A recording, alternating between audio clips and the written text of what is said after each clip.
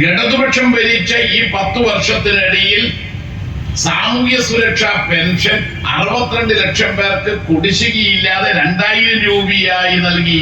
ഇന്ത്യയിൽ മറ്റൊരിടത്തും 2000 രൂപ വീതം പ്രതിമാസം 62 ലക്ഷം പേർക്ക് പെൻഷൻ കൊടുക്കുന്ന ഒരു സംസ്ഥാനം കോൺഗ്രസോ BJPയോ ഭരിക്കുന്ന ഇടങ്ങളില്ല. 5,384,000 ഭവനരഹിതരായ പാവങ്ങൾക്ക് ലൈഫ് മിഷനിലൂടെ ഒരു ലൈഫ് നൽകി. UDF ഭരിച്ച 5 കൊല്ലമോ വീടിന്റെ റിപ്പയർ ഉൾപ്പെടെ 7,000.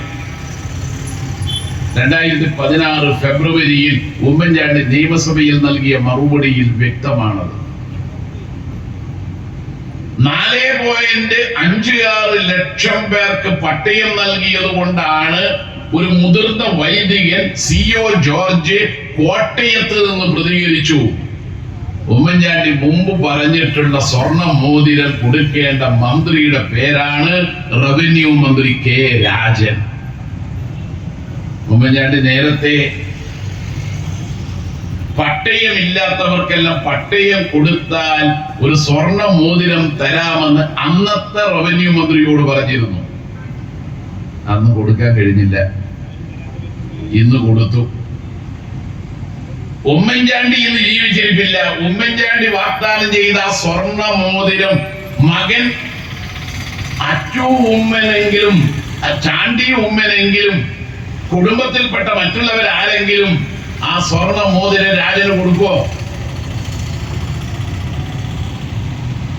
തൊഴിൽ PSC വഴി അപേക്ഷ ക്ഷണിച്ച് ലക്ഷക്കണക്കിന് ആളുകൾ പരീക്ഷ എഴുതി ഇന്റർവ്യൂ നടത്തി തൊഴിലിന് വേണ്ടി വേഴാമ്പലിനെ പോലെ കാത്തു നിൽക്കുന്ന നമ്മുടെ നാട് ഇന്ന് ഇന്ത്യയിൽ ഏറ്റവും കൂടുതൽ PSC വഴി ജോലി നൽകിയ സംസ്ഥാനം 3,03,082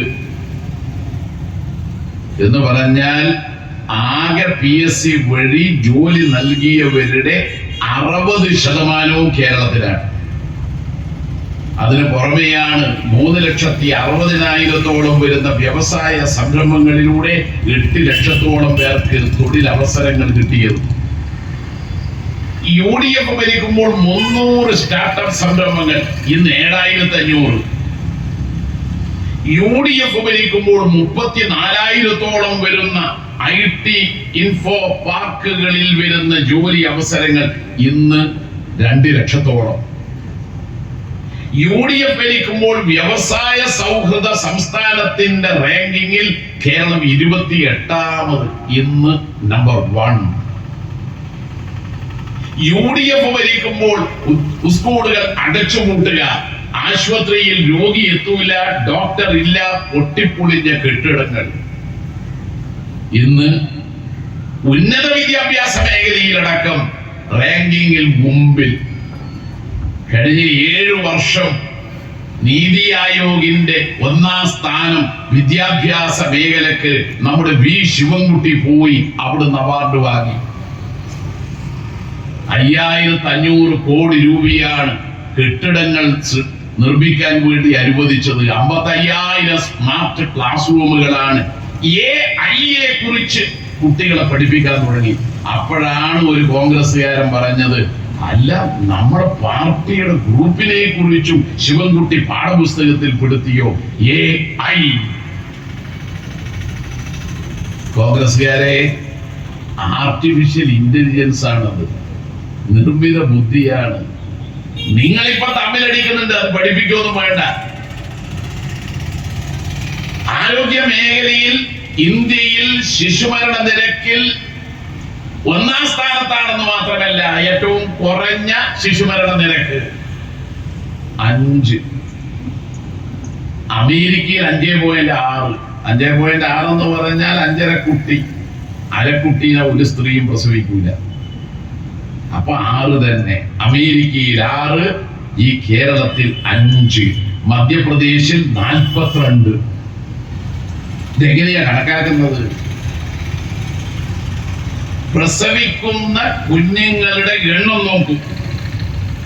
ഒരു 10,000 എണ്ണം എടുത്ത് നോക്കിയാൽ അതിൽ 5 കുട്ടികൾ കേരളത്തിൽ മരിക്കുമ്പോൾ മധ്യപ്രദേശിൽ 42, യുപിയിൽ 37, അമേരിക്കയിൽ 6. രാജീവ് ചന്ദ്രശേഖർ പറഞ്ഞതുപോലെ ഇവിടെയുള്ള ചെറുപ്പക്കാരെല്ലാം വിദേശത്ത് പോയത് കൊണ്ട് കുട്ടികൾ കുറയുന്നു എന്നല്ല അതിനെ കണക്കാക്കേണ്ടത്. ജനിക്കുന്ന കുട്ടികളുടെ എണ്ണം നോക്കിയിട്ടാണ് മധ്യപ്രദേശിലും കേരളത്തിലും കണക്കാക്കുന്നത്. എത്ര കുട്ടികൾ ജനിച്ചാലും ഇത്ര കുട്ടികളെ ഒരു വയസ്സിൽ താഴെയുള്ളവർ മരിക്കുന്നുള്ളൂ. അതാണ് കണക്ക്.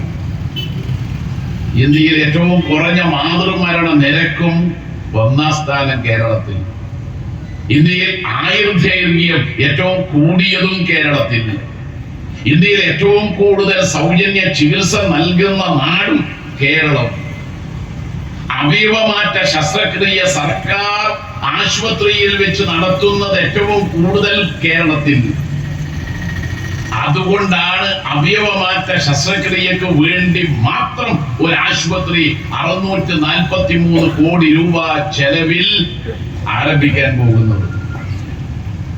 എന്നിട്ടും ആ ആരോഗ്യ മന്ത്രിക്കെതിരായി യൂത്ത് കോൺഗ്രസും മൂത്ത കോൺഗ്രസും സമരമല്ലേ സംഘടിപ്പിച്ചത്? കാർഷിക മേഖലയിൽ 22,932 കോടി രൂപയുടെ വികസന പദ്ധതികളിലൂടെ ഇന്ത്യയിൽ കാർഷിക രംഗം 1ാം സ്ഥാനത്തെത്തി. നാം നെല്ലിന് 1 കിലോവിന് 30 രൂപ വീതം താങ്ങുവില കൊടുക്കുന്നു.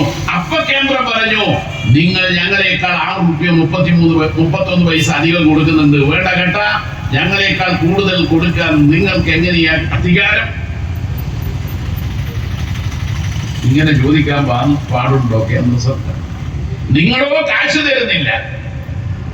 നമ്മുടെ ഈ പാവപ്പെട്ട കൃഷിക്കാരെ സഹായിക്കാൻ വേണ്ടിയിട്ട് ഒരു 6 രൂപ 31 പൈസ നിങ്ങൾ തരുന്നതിന് പുറമെ കൊടുത്ത് 30 രൂപയായി താങ്ങുവില നിശ്ചയിച്ചത് ഒരു മഹാപാതകമോ? റബ്ബറിന് 200 രൂപയാക്കി. ഈ കേരളത്തിൽ എല്ലാ പ്രകൃതി ദുരന്ത ഘട്ടങ്ങളിലും എല്ലാ പ്രതിസന്ധി ഘട്ടങ്ങളിലും മനുഷ്യനെ ചേർത്ത് പിടിച്ച ഒരു സർക്കാരാണ് ഇടതുപക്ഷ സർക്കാർ എന്ന് എല്ലാ രാഷ്ട്രീയത്തിലും പെട്ടവർ സമ്മതിക്കും. അതിന്റെ സർക്കാർ അതിനൊന്നും മെനക്കെട്ടില്ല. എല്ലാം നഷ്ടപ്പെട്ട പാവങ്ങളെ സഹായിക്കണം. 410 വീട് ആ ടൗൺഷിപ്പിൽ പണി ആരംഭിച്ചു. 178 വീടിന്റെ പണി പൂർത്തീകരിച്ചപ്പോൾ 1ാം ഘട്ടം ഈ 178 പാവപ്പെട്ടവർക്ക് വീടിന്റെ താക്കോല് കൊടുത്തു. ഓർമ്മയുണ്ടോ നൈസമോൾ? മുണ്ടക്കയം ദുരന്തത്തിൽ ഉപ്പ നഷ്ടപ്പെട്ട നൈസമോൾ, എട്ടും പൊട്ടും തിരിയാത്ത പിഞ്ചു പൈതൽ. അന്ന് ആ കുട്ടിയെ കണ്ടപ്പോ പ്രധാനമന്ത്രി ആ കുട്ടിയെ മടിയിലിരുത്തി ലാളിച്ചു. അപ്പൊ ആളെല്ലാം കരുതി ഇതാ പ്രധാനമന്ത്രി കേരളത്തിന് വാരിക്കോരി ഒരു പാക്കേജ് പ്രഖ്യാപിക്കാൻ പോവുകയാണ്. ആ നൈസമോൾക്ക് വീട് നിർമ്മിക്കാനുള്ള പൈസ പോലും തന്നില്ല. പക്ഷെ ആ നൈസമോൾ മുഖ്യമന്ത്രി വീടിന്റെ താക്കോൽ ഉമ്മക്ക് നൽകുന്ന സമയത്ത് ഉമ്മയോടൊപ്പം സ്റ്റേജിൽ വന്ന് മുഖ്യമന്ത്രിയെ നോക്കി ചിരിച്ചു. മുഖ്യമന്ത്രിയായ നൈസമോളെ എടുത്ത് മടിയിലെത്തി. അവിടെയാണ് മനുഷ്യത്വം. ആ ടൗൺഷിപ്പിൽ എല്ലാ സൗകര്യങ്ങളും, അവിടെ മാർക്കറ്റ്, ആശുപത്രി, കളിസ്ഥലം, എല്ലാ സൗകര്യങ്ങളും അവിടെ ഒരുക്കി. അതിന് പുറമെയാണ് ആ ദുരിതം അനുഭവിക്കുന്നവരുടെ കടം എഴുതിത്തള്ളാനുള്ള 18 കോടി ഇടതുപക്ഷ ഗവൺമെന്റ് മുഖ്യമന്ത്രിയുടെ ദുരിതാശ്വാസ നിധിയിൽ നിന്ന് വഹിച്ചത്. ഇന്ന് നിലവിലുള്ള ദുരന്ത നിവാരണ നിയമം അനുസരിച്ച് ഒരു ദുരന്തത്തിൽ എല്ലാം നഷ്ടപ്പെട്ടവർക്ക് ബാങ്ക് വായ്പ കുടിശ്ശികയാണെങ്കിൽ അത് എഴുതിത്തള്ളാൻ നിയമം അനുവദിക്കുന്നു. കോടതി പറഞ്ഞു, കേന്ദ്ര സർക്കാരിന്റെ വക്കീലിനോട്, നിയമത്തിലില്ലേ നിങ്ങൾ അത് എഴുതി തള്ളൂ. എന്ത് ചെയ്തു എന്നറിയോ നിങ്ങൾ? ആ നിയമം മാറ്റി കോടതിയിൽ കേസ് വന്നപ്പോ, എന്നിട്ടും കോടതി പറഞ്ഞ വാക്ക് കേൾക്കാതെ അവർ വയനാട് ദുരന്തത്തിൽ എല്ലാം നഷ്ടപ്പെട്ടവരെ ദ്രോഹിച്ചു. അപ്പോഴാണ് ഗവൺമെന്റ് ആ ബാധ്യതയും ഏറ്റെടുത്തത്. ഇപ്പോൾ വയനാട് ദുരന്തത്തിൽ വീട് നഷ്ടപ്പെട്ടവർക്ക് വീട് മനോഹരമായത് ടൗൺഷിപ്പിൽ കൊടുക്കുന്നു എന്ന് വന്നപ്പോ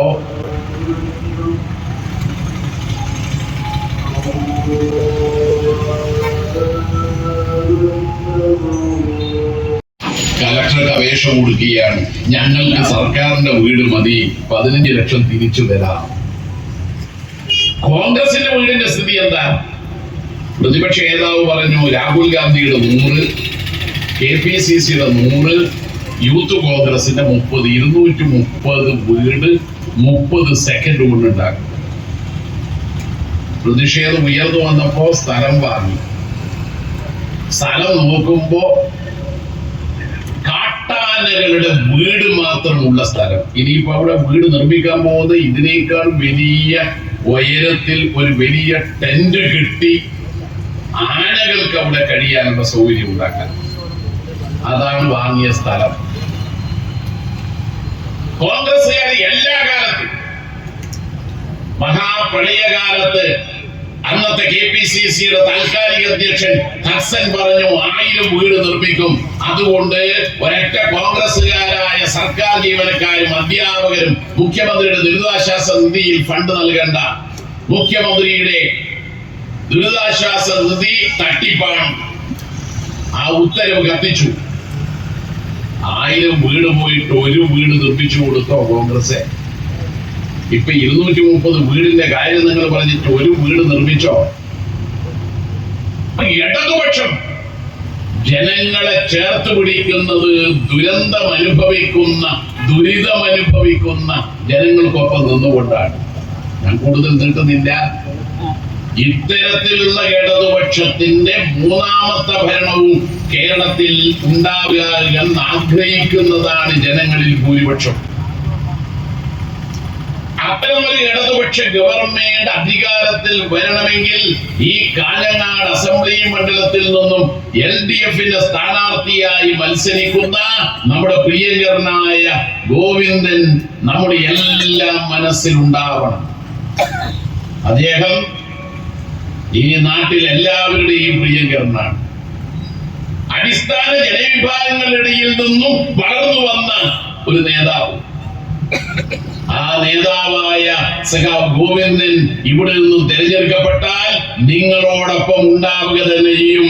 ഗോവിന്ദനെ അദ്ദേഹത്തിന്റെ ചിഹ്നമായ അരിവാളും നെൽക്കതിരും എന്ന അടയാളത്തിൽ വോട്ട് ചെയ്ത് ഭൂരിപക്ഷത്തോടെ വിജയിപ്പിക്കണമെന്ന് അഭ്യർത്ഥിച്ചുകൊണ്ട് ഈ പരിപാടി ഉദ്ഘാടനം ചെയ്യുന്നു. ഞാൻ അവസാനിപ്പിക്കുന്നു.